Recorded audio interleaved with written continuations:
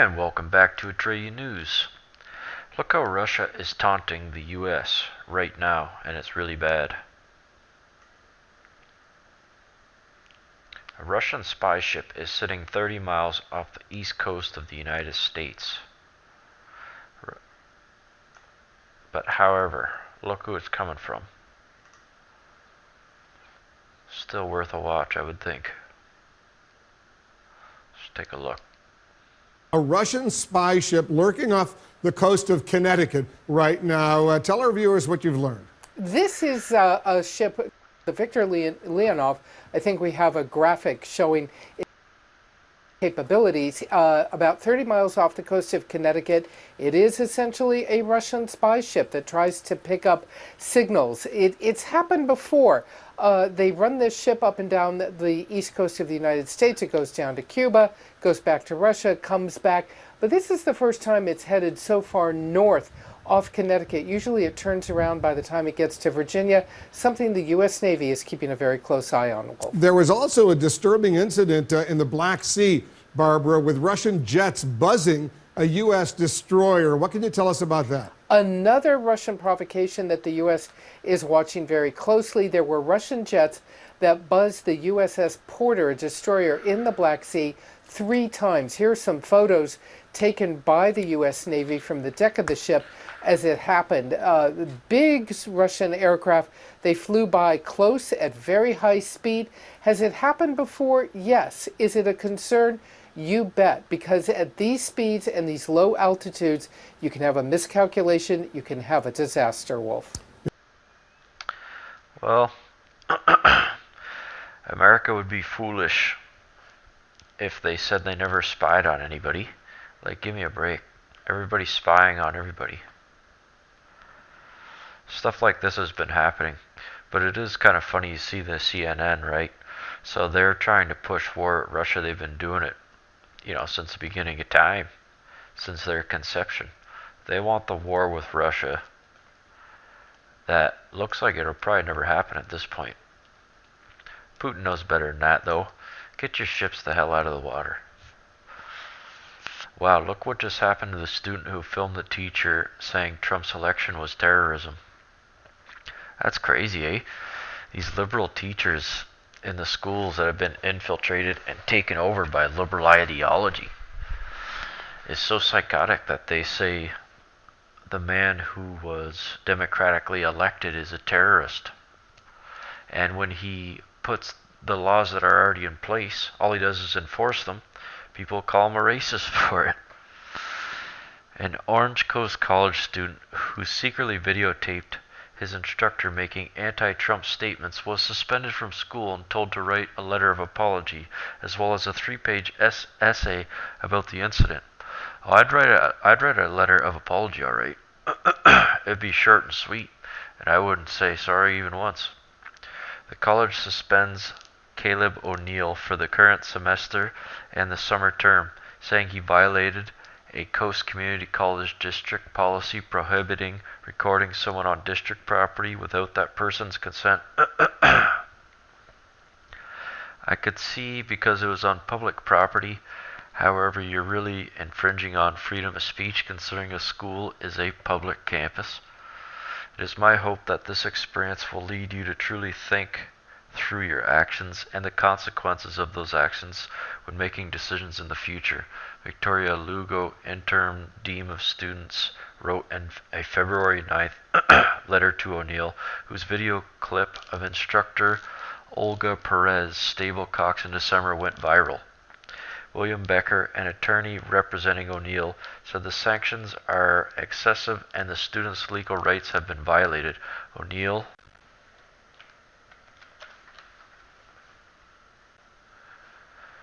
plans to appeal and continue to attend class during the process. Becker said, "This is an attack by leftists in academia to protect the expressive rights of their radical instructors at the expense of the excessive rights of conservative students on campus," said Becker, president of Freedom X, a nonprofit dedicated to preserving religious and conservative freedom of expression.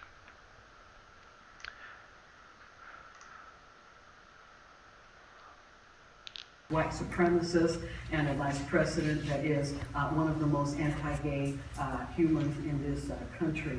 And so we are in for a difficult time, but again, I do believe that we can get past that.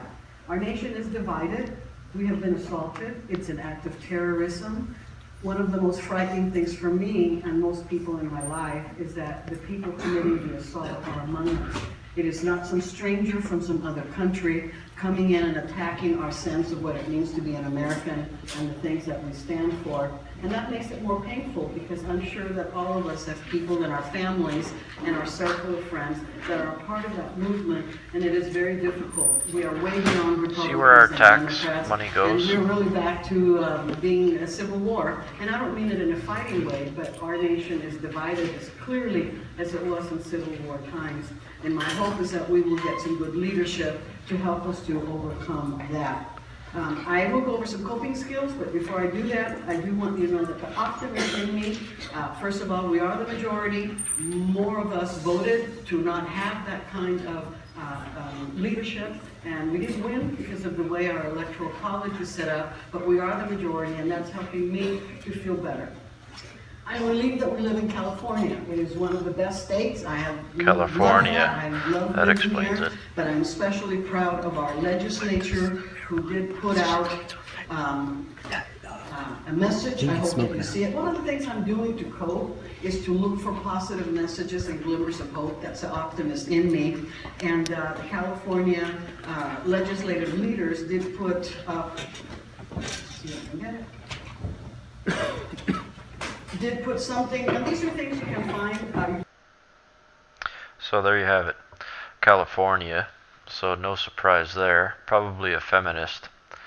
She claims that it's terrorism, and then she tries to dismiss the electoral college that has been in place for a very long time just because she's upset and she lost. And when she talks about coping, it's really she who cannot cope.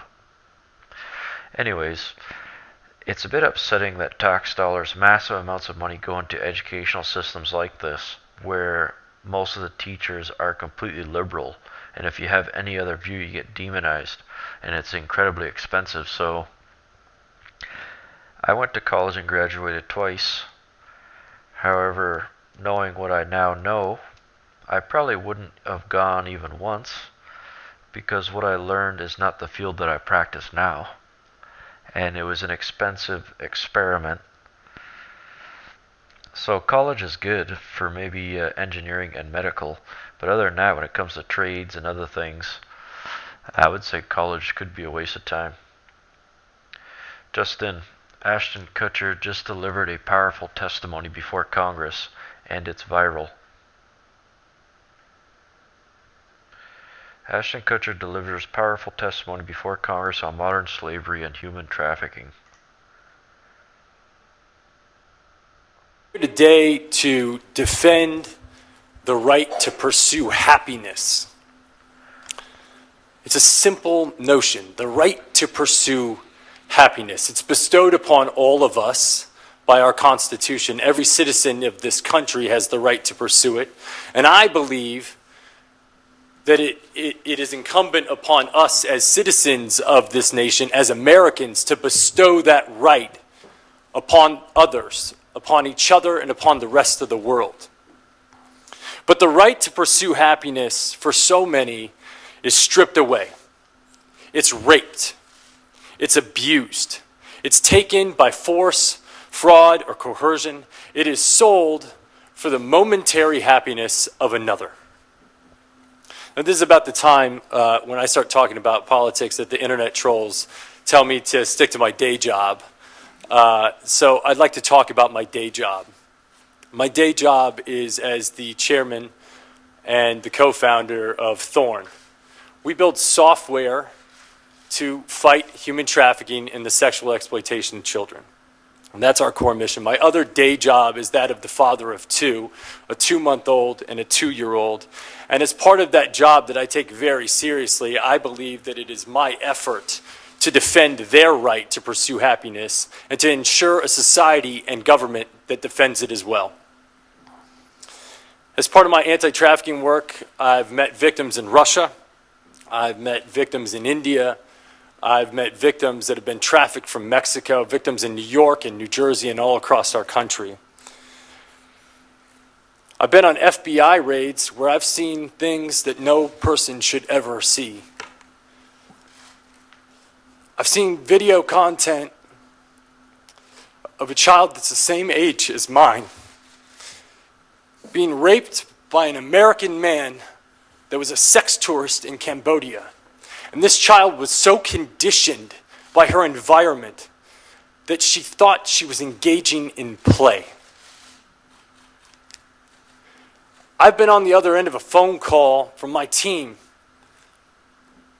asking for my help because we had received a call from the Department of Homeland Security telling us that a 7-year-old girl was being sexually abused and that content was being spread around the dark web. And she had been being abused and they'd watched her for 3 years and they could not find the perpetrator, asking us for help.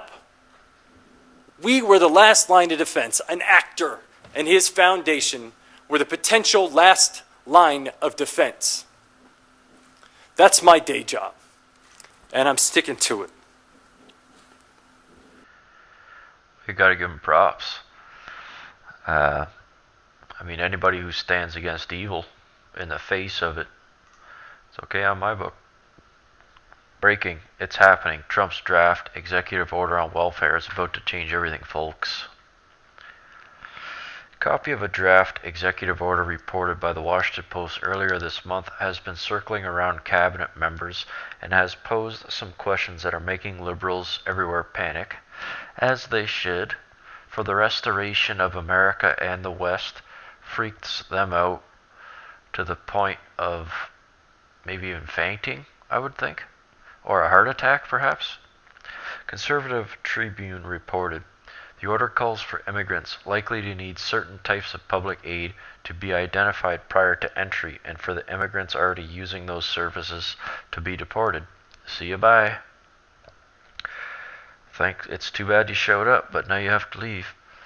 The draft order also requires strict financial responsibility for relatives who promise to support immigrants who are instead now relying on social aid. The potential savings estimated by the order as high as $100 billion. How much is that wall? $21 billion? At the most?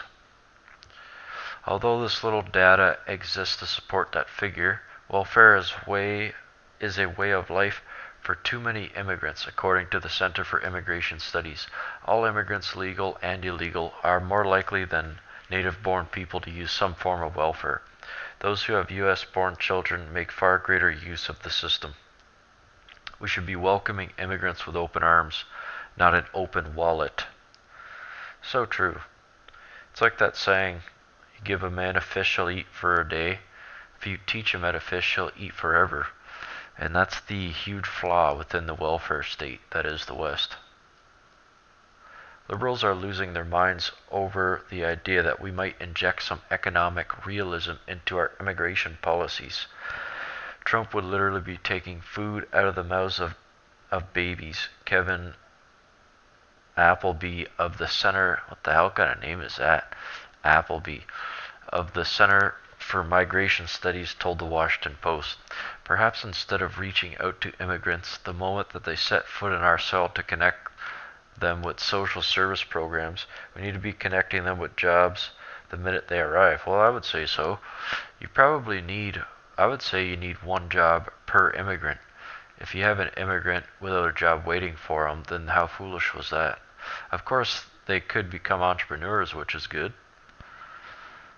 But judging on what we're seeing so far, it's correct that a massive amount of immigration is on some sort of assistance, whether it be through language barriers or anything.